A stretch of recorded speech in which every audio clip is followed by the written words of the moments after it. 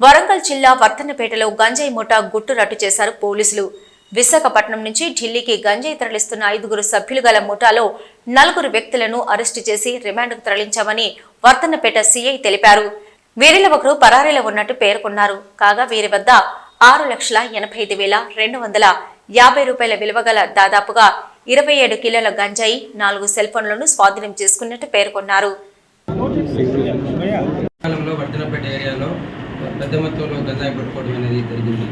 దీని సాయంత్రం 27 కిలోల 410 గ్రాముల్ని విశాఖపట్నం నుంచి ఢిల్లీకి సప్లై చేస్తున్నటువంటి 4 ముఠా మాకు దొరికారు. దాంట్లో మొత్తం 7 ఉన్నారు. అక్కడ విశాఖపట్నంలో సప్లై చేసేటటువంటి రవి దగ్గర నుంచి రితిక అనే ఆవిడ ప్లస్ ఈ 5 విశాఖపట్నం నుంచి వాళ్ళు హుజూరాబాద్ సాహెబ్ నాందేడ్ సూపర్ ఫాస్ట్ ఎక్స్ప్రెస్లో విశాఖపట్నం నుంచి బయలుదేరి కాజీపేట వస్తున్నప్పుడు కాజీపేట దగ్గర ఆర్బీఎఫ్ వాళ్ళు చెకింగ్ చేస్తుంటే వాళ్ళు భయపడి వెనక నుంచి దిగిపోయి వాళ్ళు ఒక బయటకు వచ్చి లారీ ఎక్కిన తర్వాత మన వర్ధన్నపేట ఏరియాకి వచ్చారు. ఏరియాకి వచ్చిన తర్వాత వాళ్ళు పోలీసులు పెట్టుకుంటారని చెప్పేసి నిన్న సాయంత్రం వరకు ఇంచుమించు 24 hours వాళ్ళు ఈ ఏరియాని గడిపారు. మళ్ళీ వాళ్ళు హైదరాబాద్ ఢిల్లీ వెళ్ళాలని చెప్పేసి దీంట్లో 4 వివేక్ కుమార్ మిశ్రా, ధర్మేంద్ర మాలాకర్, నెక్స్ట్ బాబీదేవి, ద్రౌపదీదేవి, ఈ 4 ప్రజెంట్ మేము అరెస్ట్ చేశామండి. ఇప్పుడు ఈరోజు మనం జ్యుడిషియల్ కస్టడీకి పంపిస్తున్నాము. వాళ్ళు మొత్తం కూడా 27 కిలోల 410 గ్రాములని ఢిల్లీకి సప్లై చేయడం కూడా సుమారు దీని యొక్క వాల్యూ 6,85,000 రూపాయలు దీని వాల్యూ. వీళ్ళు మన ఏరియాలో దొరకడం అది జరిగింది నిన్న.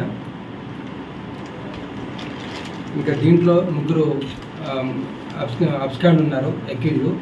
దాంట్లో రవి ఒకళ్ళు, రితిక ఒకళ్ళు, ప్లస్ అరవింద్ అనేవాడు ఢిల్లీలో ఉంటాడు. ఈ రితిక, రవి అనేవాళ్ళు విశాఖపట్నం నుంచి వీళ్ళకి సప్లై చేస్తే వీళ్ళు ట్రాన్స్పోర్టేషన్ చేసి అక్కడ అరవింద్కి ఢిల్లీలో అరవింద్కి ఒక చెప్తే అరవింద్ క్యాష్ ఇచ్చిన తర్వాత వీళ్ళకి కమిషన్ బేసిస్ మీద కొంత ముట్ట చెప్పడం జరుగుతుంది. వాళ్ళు ఈ క్రమంలో వాళ్ళు మాకు దొరకడం జరిగింది.